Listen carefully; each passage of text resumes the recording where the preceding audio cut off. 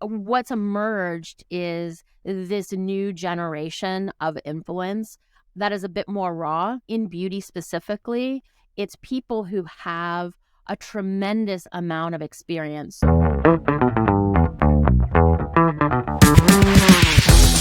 Welcome to a new episode of The Influence Factor by the Influencer Marketing Factory. Today, with me, we have Kelly Kovack, that is the CEO and founder of BeautyMatter. I want just to share with you that our podcast is already a global top 1%, but we wanted to bring it to the 0.5% soon. How can you help us? Supporting us, following and subscribing to this show on Apple Podcasts and Spotify, leaving a review, a rating, and also sharing with your friends and colleagues. Thank you so much and enjoy the show. Hey, Kelly, welcome to the show. How are you? I'm fine. Thanks for having me. Absolutely. We are both in New York. Is that right? It is, except your background is way better than my WeWork phone booth. It helps, right? But yeah, might not be sometimes the best view, right, of the city. But here we are. Fantastic sunny day. So, at least that is already a good start of the week, I would say. But why don't you tell us a bit more about you, your career, and then we're gonna go more in detail about what are you building. But just to give a little introduction about your career and your journey so far. Yeah, so I have had anything but sort of a traditional career. Definitely one of much more of an entrepreneur, starting brands, operating brands, investing in brands, in the beauty and wellness landscape. I've started 2 of my own brands, have been part of brands that have scaled, Bliss and Dr. Dennis Gross Skincare. I've had incarnations of advisory businesses helping, I like to say, cleanups and startups. So everything from startups that no longer exist to sort of big beauty brands and big apparel brands. So, I have always been kind of an owner, operator, advisor in the beauty space. Fantastic. So beauty, you would say that is your core, right? It's something that you grew up together with and you think you're going to stay in beauty, or? Yeah, I kind of, I definitely wasn't that girl that saved her allowance to go buy lipstick or lip gloss. I was a bit of a tomboy. I kind of fell into beauty. I was in fashion before, fashion retail, and then on the wholesale side.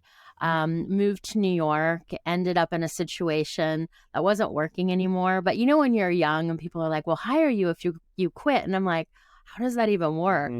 And a friend of mine was going to work at this company called Bliss that didn't exist. Marcia Kilgore was opening a spa, which in 1996 was kind of a revolutionary concept. It was kind of, it changed the spa industry dramatically. And I joined to work at the front desk in the summer to get over out of the job I was at, get through the summer until I could look for a job, and ended up launching the catalog with Marcia. And I was there until the exit of LVMH. And it was really that moment in time where I realized that you could be creative and run a business. Like, that never occurred to me before. And I kind of found my calling, I guess. It was just a random decision I made that kind of led me on this path. That's crazy how little random things in a summer, right, brought you to what you're building right now. And first of all, before we get into that, what is one of the things that you learned the most from that summer? Is there anything that made you something click in your head, something that you didn't expect, or something that you learn on the job there? I mean, it was a very different time in the industry. I mean, if you go back to 1996, this was pre-e-com, which makes me sound like a total dinosaur.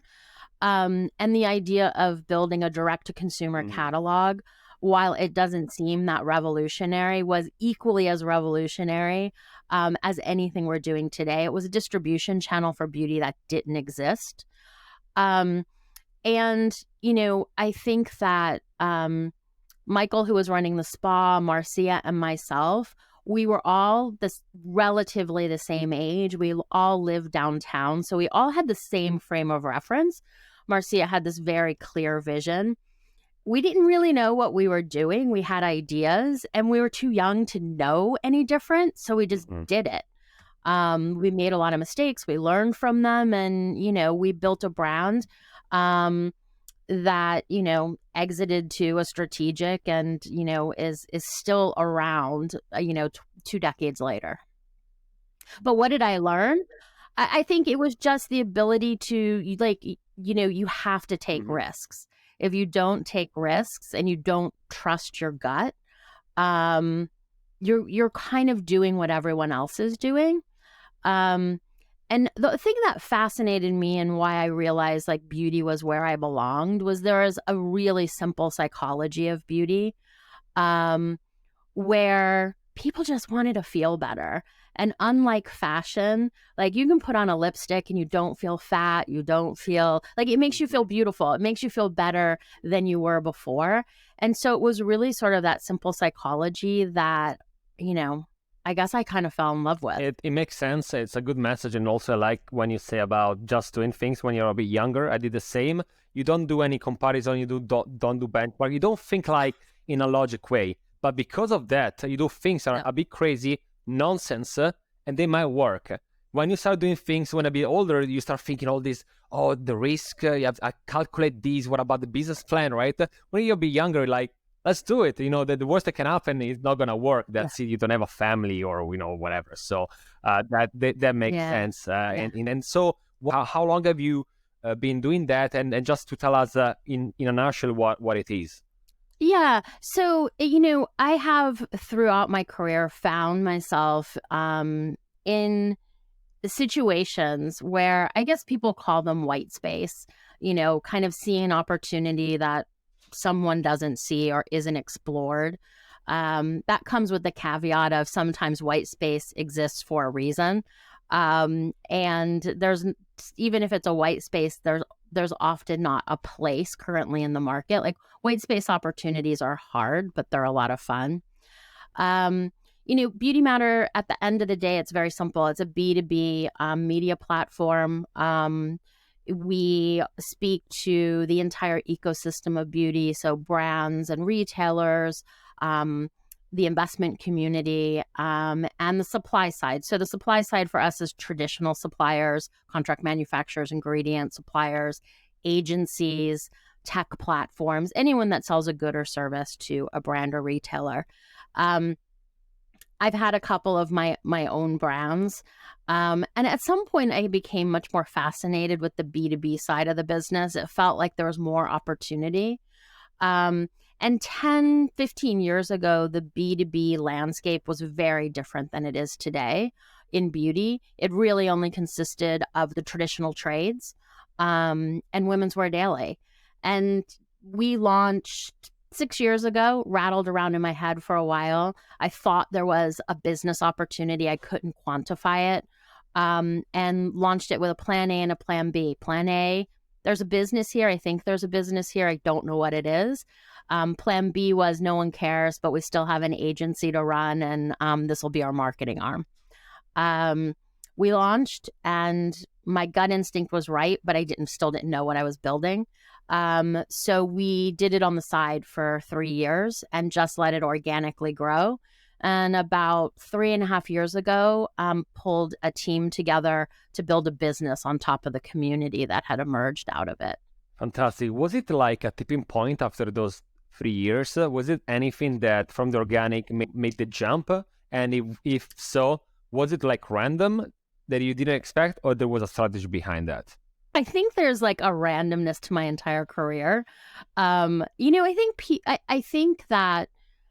think situations and businesses, even brands you start, sometimes there's just a natural jumping off point. Either they don't work, the partnerships don't work, or the businesses are growing into something different, and you might not be the right leader, and you need to turn over the reins. So there's a lot of reasons for starting and leaving things.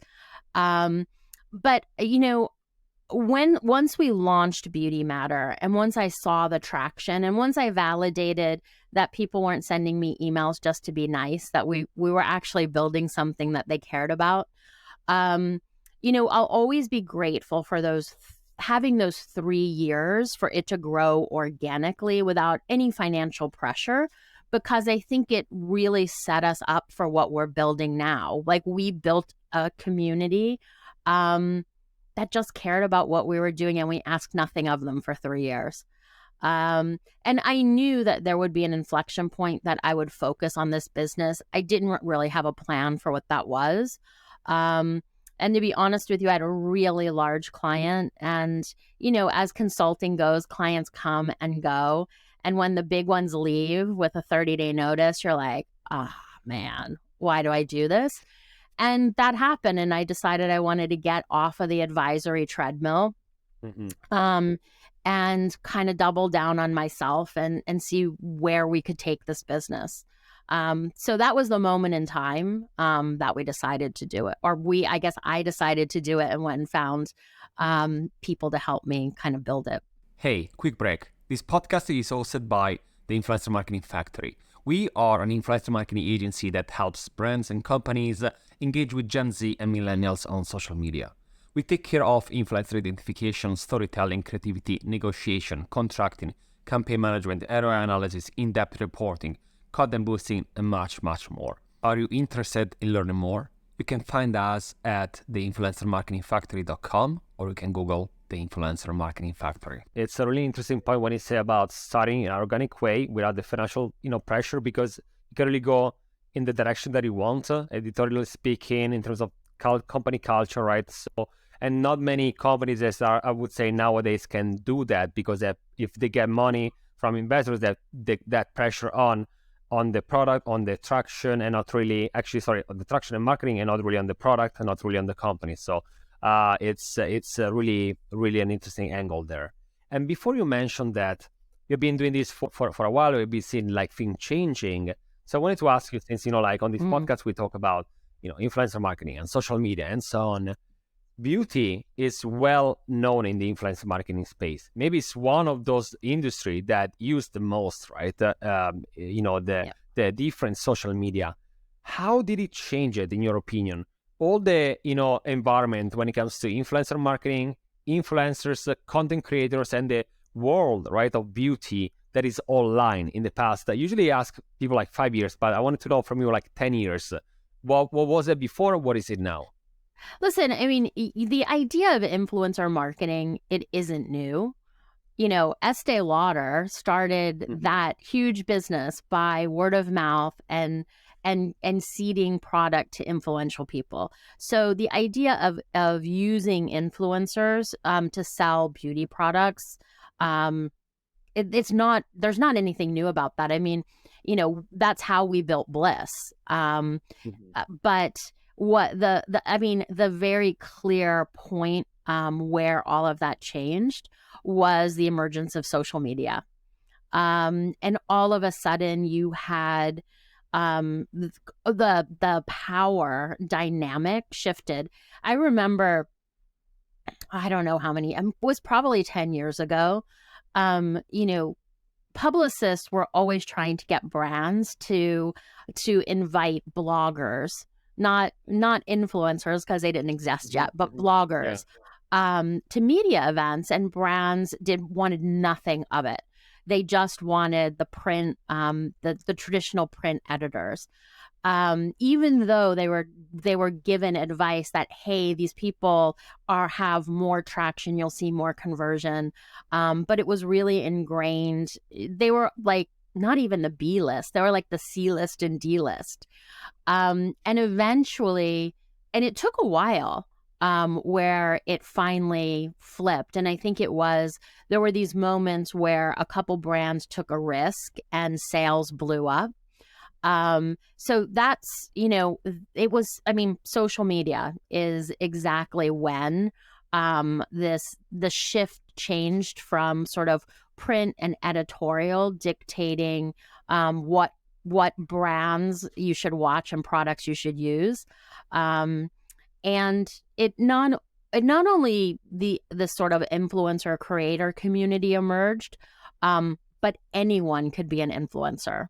So, you could be a woman with 20 friends and, you tell those 20 friends that you love a product. So the sort of the influence, I think influence has only become more democratized. Yeah, I do agree on that. We are seeing more professionals that have a full-time job and that could be in many different industries, but now they're also approaching social media for many reasons. It could be because they want to have an external revenue stream. They want just to educate. They want just to have fun. They want to test out things.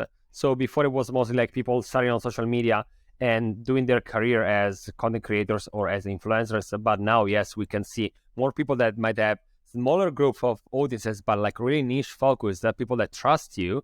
And again, you just start as a little, like test, and then maybe things goes better, But yeah, it's also funny when it's about bloggers. I remember I also was there when it was Blogspot and some of these like platforms out there. I remember Yeah. I was learning about those things back in the days.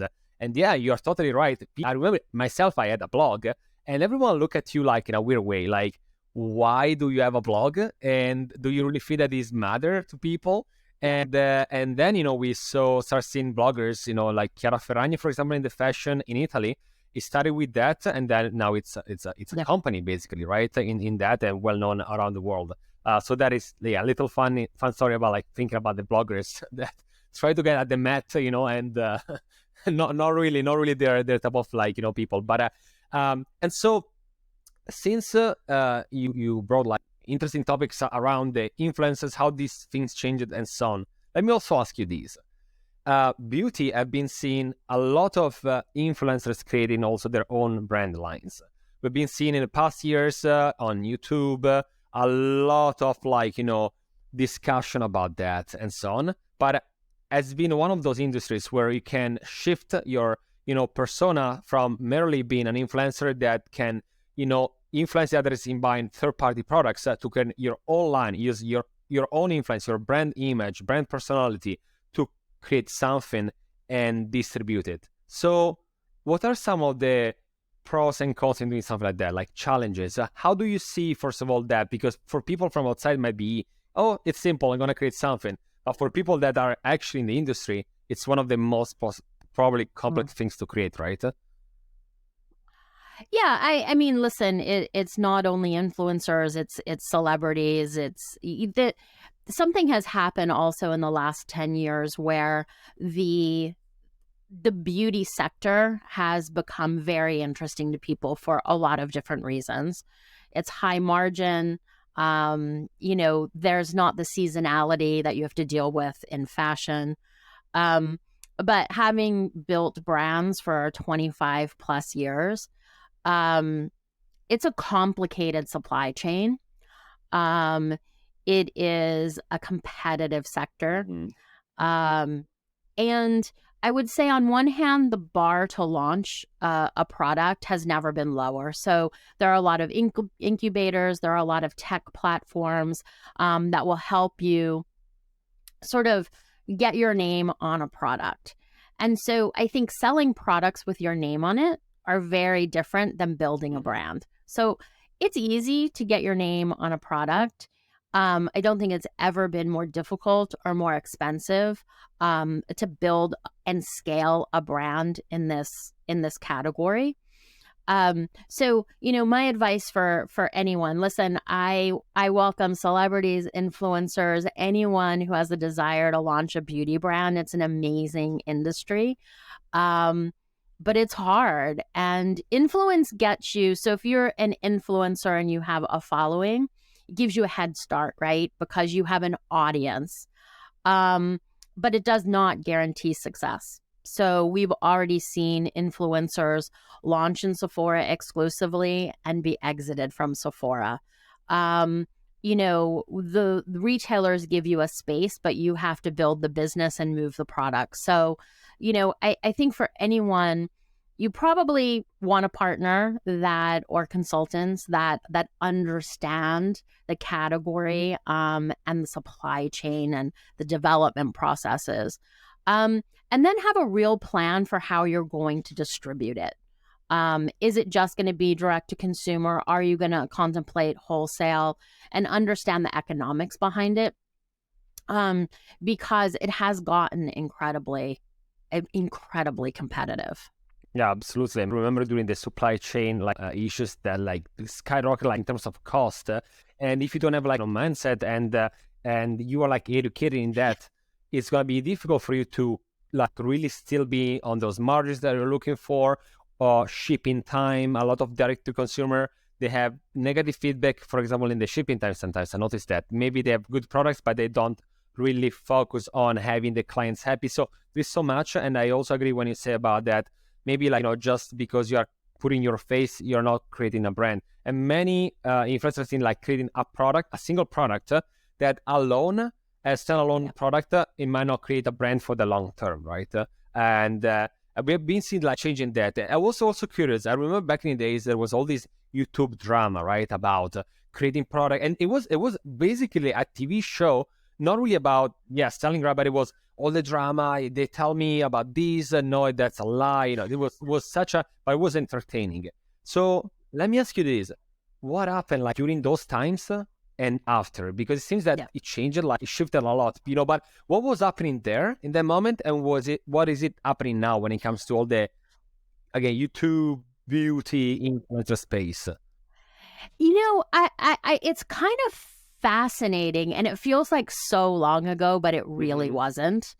I think some of that drama was fabricated, and it was fabricated to increase followers. So drama gets people's attention, right? So I've heard all kinds of stories that have happened where a lot of those spats were in fact fabricated. I think what happened was COVID, to be quite honest with you. One day we all woke up and the world was different. And it almost overnight, not only all of those spats, but that sort of those sort of Instagram perfect moments, overnight became irrelevant, because we were all in our house kind of wondering what the hell was going on. And all of a sudden people were showing up without makeup, and it the world got very real, and people followed. So that whole sort of genre of influence overnight felt completely out of step with what was happening in the world. And, there was some drama and blowback that happened with some influencers that were a little tone deaf to sort of what was happening in the world. And I think what emerged out the other side, if I'm being honest, I find much more interesting, is people cared about science more. People cared about health more. It gave people time to really get comfortable just being online. But pre-pandemic, I would have never showed up without getting hair and makeup done to be on camera, because I'm not comfortable on camera. But now all of a sudden there was this sort of liberty to just show up and be yourself, which is cool. And I think that what's emerged is this new generation of influence that is a bit more raw. In beauty specifically, it's people who have a tremendous amount of experience. So you have cosmetic chemists, you have dermatologists, you have plastic surgeons who have become influencers. And influencers of real scale, which I find really interesting. And I think kind of during the same time period, TikTok exploded. Yeah, it was a combination of things, right, at the same time. And TikTok also was for authenticity. We are on the same boat during this period of difficulty altogether. So it does make sense. And so do you think that now this is the new era for the beauty influencer persona? Is this going to stay, or do you think that are we exiting that already and we're going to a potential new generation? Is that going to be a mix? How do you see it? I think we've already seen some of it. There was just like Mascara Gate that just happened, and Jeffree Star emerged from wherever he was to get in the middle of it because he loves a drama. So, I think that, with beauty from a trend perspective, there is a continuum. And I think most people live on in kind of in the middle. So some days, you want that sort of Instagram perfect look. And some days you just want to roll out of bed. And those are two realities. Mm. And I also think another thing that I think is really interesting that's emerging is there are a lot of sort of beauty subcultures that exist. And I think TikTok and a lot of these other platforms, Reddit even, like you can find your people somewhere if you look hard enough. So I think Dazed Beauty and High Snobiety are kind of providing this alternative view of beauty, that it may not be beautiful to some people, but it is definitely pushing the limit and the boundaries or the perceptions of what beauty is. So, I think the beauty of social media is that you can find your people somewhere in some corner of online. And there are influencers attached to all of those communities. Absolutely. In and on this, and in one of the previous episodes, we talked about the difference between an audience and a community. And what you are saying now is about communities, right? It is to find your people. And nowadays, people that go on Google and add Reddit, right? After the question, because they want to find a potential, like a community of people, a subreddit that talks about a specific thing, that it's not polished content. It's like real people talking about real content, right? And find themselves, be accepted, and just having discussion with the others. And that is an interesting point. And what is also your advice for those people that get maybe some virality, like online? Let's think about TikTok. You can get 10 million views, your product gets sold out. How do you go from a virality moment that can last maybe a couple of days, 1 week, to actually retention, having your brand recognized on the long term? Is there any tips that comes to your mind on that? Well, it's funny that you asked that because we literally just published an article, and the premise of the article was you went viral on TikTok. Now what? Yeah. Because it becomes a domino effect. So it's fantastic that you have 200,000 people who want your product. Unless you're like L'Oreal or Estee Lauder, no one is sitting on that much inventory. No one's sitting on even a fraction of that inventory. And so then the management begins, right? You have to figure out how to get back into stock. So you're dealing with lead times, and lead times in beauty, I mean, if you're lucky, you're looking at 3 months. Wow. You could very easily be looking at 5 to 6 months if you have components coming from Asia or what have you. And then the supply chain issues, it could be even longer than that. So you have very long lead times. But for independent brands, it also becomes sort of a cash issue, right? You're probably not sitting on the money you need to build the inventory to support the demand. So forget about even getting the product. How are you going to pay for the product? So if you can figure out those two things, then the next thing you have to consider is how do you manage this waiting list of people? How do you keep them engaged? How do you not disappoint them? And how do you convert as many as possible once you do have the inventory in stock? I mean, the other piece of the equation, if you are also in wholesale, you have to manage your relationships with your retailers. So if you're seeing the demand, so are your retailers. And you want to make sure that, like, the worst thing for a retail relationship is to be out of stock. So you also then have to start triaging the stock that you do have. So, those viral moments are fantastic, but as we all know, you can't control them on TikTok. They're hard to recreate. So that makes them almost impossible to plan for.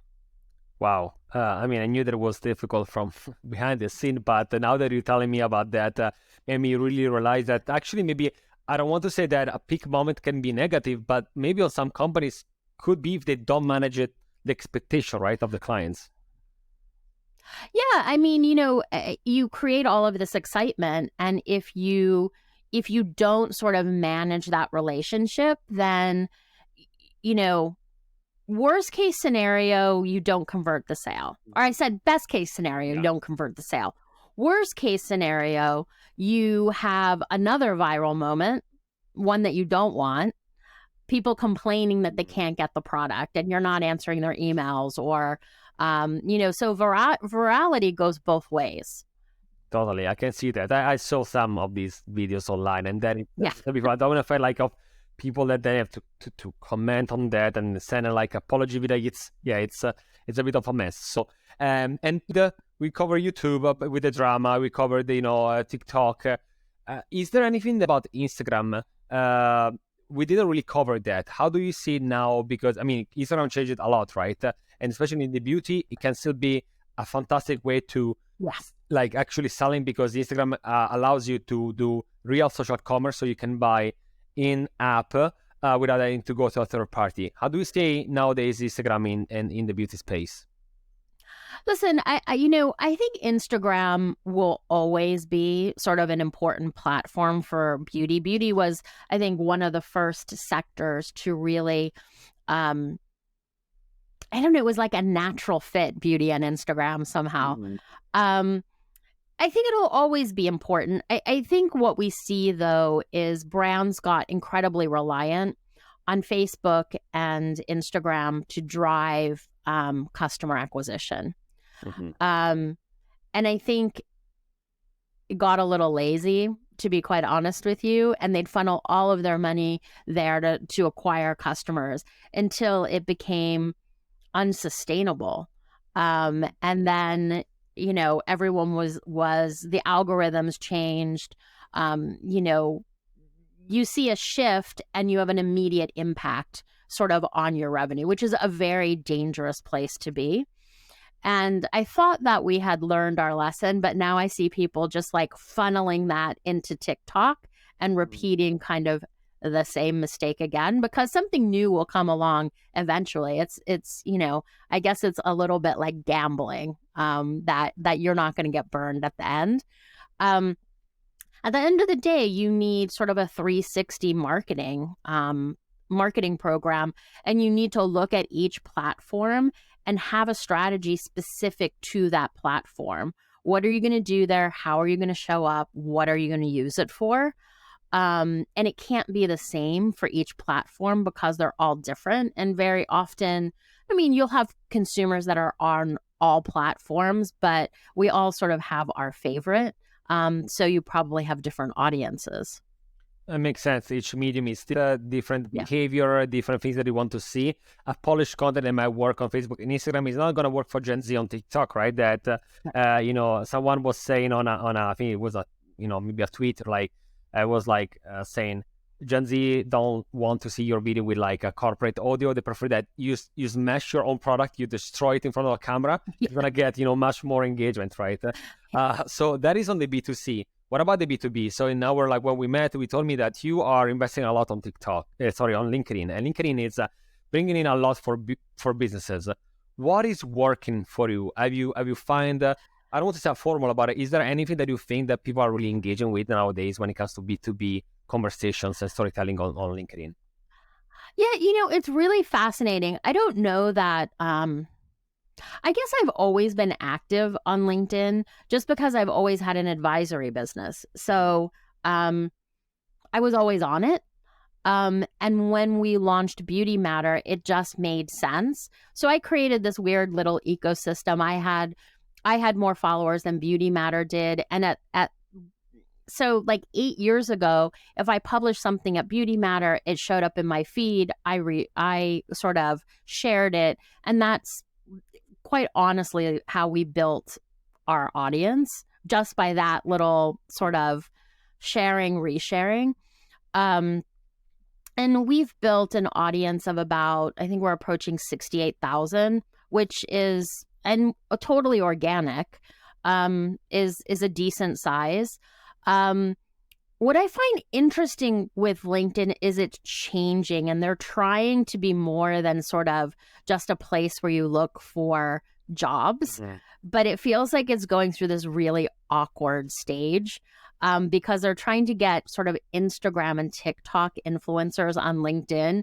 And there are these moments where I was like, whoa, yeah, not what I was expecting on LinkedIn, not even what I want to see on LinkedIn. You see a little bit of that political discourse that was never on LinkedIn before. But it can be a really powerful tool, if you show up and spend the time, to share your thoughts, to show up as a thought leader. I think it is increasingly becoming a place where people are looking for business trends or business opportunities. And there is an ecosystem there, but I'm going to be honest with you, it's still a little bit of a black box. Unlike Instagram or YouTube or Facebook, there really isn't anyone at LinkedIn that works with businesses to sort of figure out how they work, unless you want to do job posts. Sort of that is sort of where they show up and they help. We found some people who kind of understand how the widget works, and they've helped us with tactics to show up organically better. Every once in a while, if you dig around on your either business platform or your business profile or your personal profile, you'll see like weird little things appear. So now all of a sudden you can plan LinkedIn posts. It's like you can set them to publish. I don't know when that pushed. I just found it. It didn't always exist. And there aren't really these announcements. You kind of have to be in it and watch what other people are doing. But for a B2B business, it's a more direct route to our community than, say, sort of Instagram or Facebook or another platform. And no, when they created the creator mode, was exactly this. What I personally love about LinkedIn is that before, to find new connections, it was mostly about the first line of networks, that was about it. It was mostly profile based. Now, what I love it is that you can see a lot of people creating content, like PDFs that get uploaded, videos, polls, like anything. Yeah. And you can find people liking or commenting on those that are not in your network. And you can find about really interesting people or companies because of that. Because you're creating engagement. Before it was a bit difficult, right? But now you can go on your feed, and every day I see, apart from like the content itself that is really interesting, really finding new people that before it was impossible, like unless you went there and go in the connection of someone and looking for people. But now you can see the ones that are also engaging, right? So, but yeah, on certain things I think there is still the infancy, but I really appreciate their new way to do things, because they understood that you have to become a bit more social, right? And creating content, and that's quite fascinating. Before we start wrapping, Kelly, is there anything that I didn't ask you today that you're either passionate or something else that you are seeing in the industry that is happening that we didn't cover? Yeah, something that I am really interested in, and I think it's because we've always watched China very closely, because we feel if you want to know what's next in beauty, just watch what's happening in the Chinese market. They're some of the most sophisticated consumers in the world. Their digital ecosystem looks nothing like ours, so you sort of have to extrapolate. But, along those lines, I think social selling and live streaming, I think we're still in the Western markets in the infancy. And, I'm really waiting for someone to sort of unlock that and see the watershed. We haven't seen sort of what they have in China, but our social networks are not connected the way theirs are. So I think social selling and live streaming is going to be kind of a different animal here.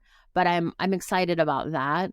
And I'm really I'm also really interested in brands that are using social media to really build communities. And, we were talking about audiences versus communities. Communities, it's one of those things in investment decks. Everyone says they have a community, but communities take a lot of work in building them, in nurturing them, in respecting them. And I'm always fascinated by the brands that truly build these highly engaged communities and sort of what they can do with them. 100%. I've been into some Slack channels that were completely dead and some others really engaging. It's difficult to have people commenting, having new people in. It's gonna basically not be in a community, but it's a promotional channel, and you don't want to have that. So absolutely an interesting point that I think is you need someone in the company or even a group of people that is going to be dedicated to community. So call it the chief community officer. There are already existing and emerging. So that is absolutely a good point. And when it comes also to China, 100% also. I've been also following myself what is happening there for many years now. We did an episode about Chinese key opinion leaders versus US and Europe influencers. We analyzed also in one of our reports about social commerce and live stream shopping, what happened there with the super apps and the idea that you go there for big discounts, drop collections, and so on. While in the US and in Europe, we are so far away from that. But I also do believe that no one is winning the game yet, but there is a lot of big opportunities because if you put together influencers and commerce, I mean, sky's the limit and it can be really a huge opportunity, right? So I like that also. I'm not the only one seeing that, but also you have been there for, seeing that as well. Yeah, I think there's another business also doing that effectively in a really interesting way in India, the Good Glam Group. So they had customer acquisition issues like any D2C business. And what they did is they went and partnered with a media property, the one of the biggest millennial media properties, who was trying to commercialize their audience. And so they were having trouble commercializing their audience. The Good Glam Group, it was Pop XO. The Good Glam Group was having the same challenges everyone did around cost of acquisition. They merged together. And now all of a sudden they own the acquisition channel. Cost of acquisition went to nothing, and they're replicating it across sectors. So, men's media platform, men's brand. And I mean, I think the last valuation was something like $1.2 billion. And they made 12 acquisitions to create this sort of self-sustaining ecosystem. Fascinating. Wow. I didn't know about that. I'm gonna definitely check out. So thank you for sharing that. Kelly, thank you so much for joining me today. It was really a interesting topic. It's always changing, always shifting, right? And I think that the time that you are outside from social media for 1 week, what I say all the time is 1 year for any other industry, right? So it's true, right? So again, thank you so much for joining me today. This was another episode of The Influence Factor by the Influencer Marketing Factory, and I'll see you next week.